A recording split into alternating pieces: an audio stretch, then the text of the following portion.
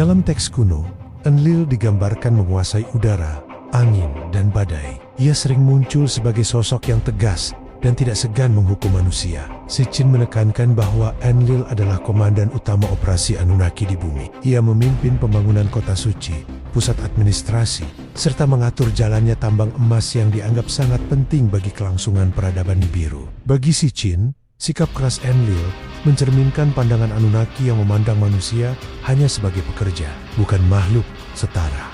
Berbeda dengan Enlil, Enki digambarkan lebih ramah dan bijaksana. Dalam teks Sumeria, Enki disebut dewa air, kebijaksanaan, serta pengetahuan. Ia memiliki peran besar dalam kisah penciptaan manusia. Tafsiran Sitchin menyebut Enki sebagai ilmuwan Anunnaki yang melakukan rekayasa genetik. Enki melihat potensi pada makhluk primitif bumi dan mengusulkan untuk menggabungkan gen Anunnaki dengan mereka. Tujuannya adalah menciptakan pekerja cerdas yang mampu membantu tambang emas. Dari sini, lahirlah manusia pertama menurut tafsiran Sitchin. Enki kemudian sering digambarkan melindungi manusia dari ancaman, termasuk memperingatkan tentang bencana banjir besar.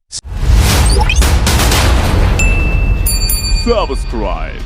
Selain Anu, Enlil, dan Enki, ada pula Ninhursag, sosok perempuan yang memiliki gelar ibu para dewa. Ia disebut sebagai ahli dalam bidang kesehatan dan kelahiran. Dalam tafsiran Sitchin, Ninhursag bekerja bersama Enki dalam proses rekayasa genetik. Ia digambarkan sebagai sosok yang menanamkan unsur kasih sayang terhadap manusia ciptaan baru. Kehadiran Ninhursag menegaskan bahwa kisah ini tidak hanya berisi perebutan kekuasaan, tetapi juga menunjukkan adanya hubungan emosional antara Anunnaki dan manusia. Konflik antara Enlil dan Enki menjadi tema penting dalam narasi Sitchin. Enlil yang memandang manusia sebagai budak sering bertentangan dengan Enki yang melihat manusia sebagai makhluk berpotensi. Pertarungan kepentingan inilah yang menurut Sitchin menjelaskan mengapa dalam banyak teks kuno terdapat kisah dewa yang murka, dewa yang memberi perlindungan, serta perpecahan di antara mereka. Sitchin menguraikan bahwa karakter-karakter ini memiliki kedalaman yang tidak bisa dianggap sekadar mitologi. Mereka ditulis dengan detail, memiliki motivasi, emosi, serta tindakan yang berdampak pada jalannya peradaban.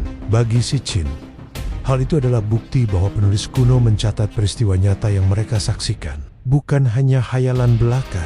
Hubungan Anunnaki dan manusia menurut tafsiran S1TC, Haien Zekaria Sitchin, memandang hubungan antara Anunnaki dan manusia bukan sebagai kisah keagamaan murni.